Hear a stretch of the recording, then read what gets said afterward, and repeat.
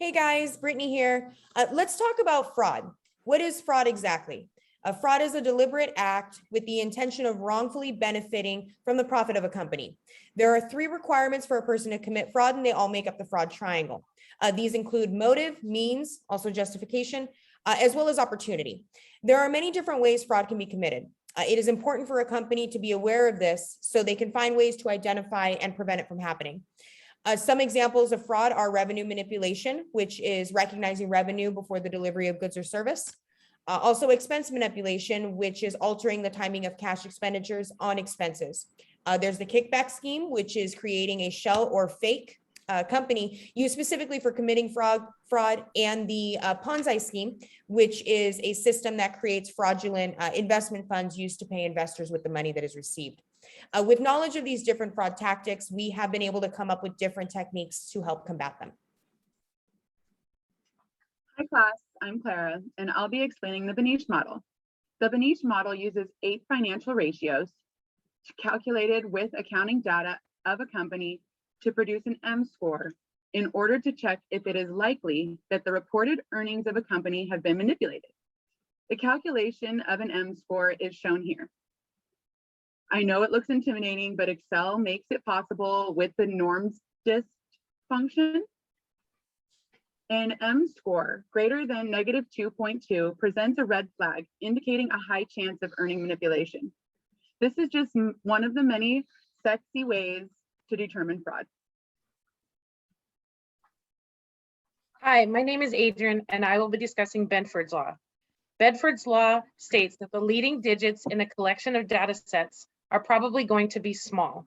This means that when analyzing data, you should expect to see lower numbers, such as 1, 2, and 3, more often than higher digits, like 7, 8, and 9.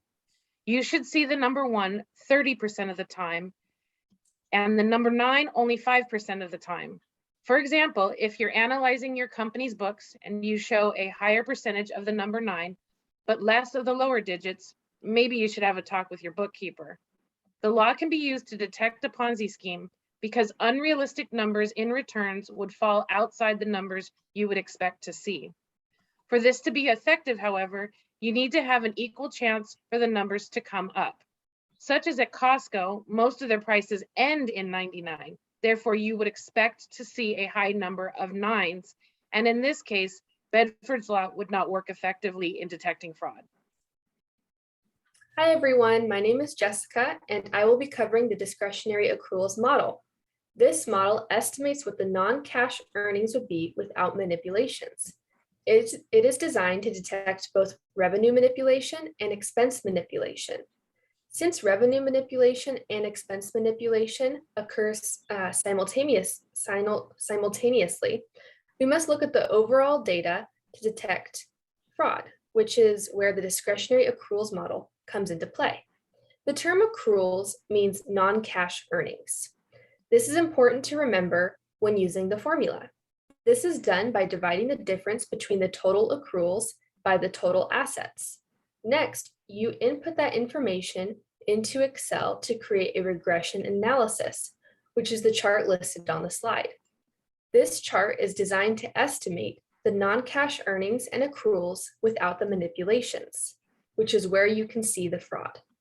This model is just one of the many ways fraud is detected within accounting.